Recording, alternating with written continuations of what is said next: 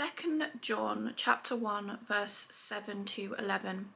Beware of deceivers, for many deceivers have gone out into the world, refusing to confess the coming of Jesus Christ in the flesh. Any such person is the deceiver and the Antichrist. Watch yourselves so that you do not lose what we have worked for, but that you may be fully rewarded. Anyone who runs ahead without remaining in the teaching of Christ does not have God. Whoever remains in his teaching has both the Father and the Son. If anyone comes to you but does not bring this teaching, do not receive him into your home or even greet him. Whoever greets such a person shares in his evil deeds. I've had this message preached to me by people who have theology degrees, by people who are in ministry, high up in authority in churches, by fellow Christians. It is rife out there, and that's why I felt the need to make this video. If I were deceived, I would want to have someone tell me this message. Anyone who's caught up in this deception, we have to pray for them.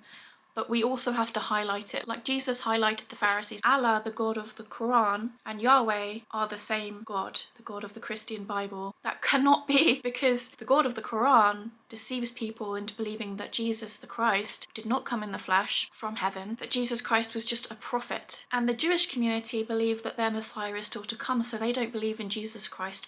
They believe he was just a man as well, and that he didn't die for our sins, which is the entire principle and what the Christian church is based on. The Abrahamic family house was created. Then the House of One was built in Berlin. You have a Muslim church, a Jewish church and a Christian church all in the same building but separated, but they do come together to celebrate certain holidays and to fast together, etc, etc, which concerns me. How can they be celebrating holidays together when they worship different gods and should be celebrating different holidays? Christian and Muslim believers are united in fasting on Ash Wednesday, which Ash Wednesday is not Christian, and I can't speak if it's Muslim or not, but it's pagan. Ash Wednesday was originally part of the Nordic pagan religion. Placing ashes above one's brow was believed to ensure the protection of the Norse god Odin. So a false god.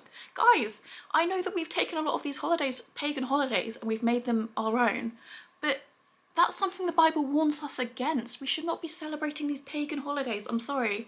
I know not everyone agrees with that, but we really shouldn't be doing it. It's not something God would want us to be doing. Anyway, so you've got Christians and Muslims coming together to celebrate this pagan holiday. I mean, it's crazy. Fasting should be private between you and God. Having it on these specific dates in correlation with pagan holidays, it's just totally unbiblical. And I know people call me extreme, and that's fine, I'll take it. I mean, does Jesus not warn us in the Bible to come out of the world and that people will mock you? So if people aren't hating you, and if people aren't mocking you, and if people aren't, even if it's just to a small degree, if people aren't doing those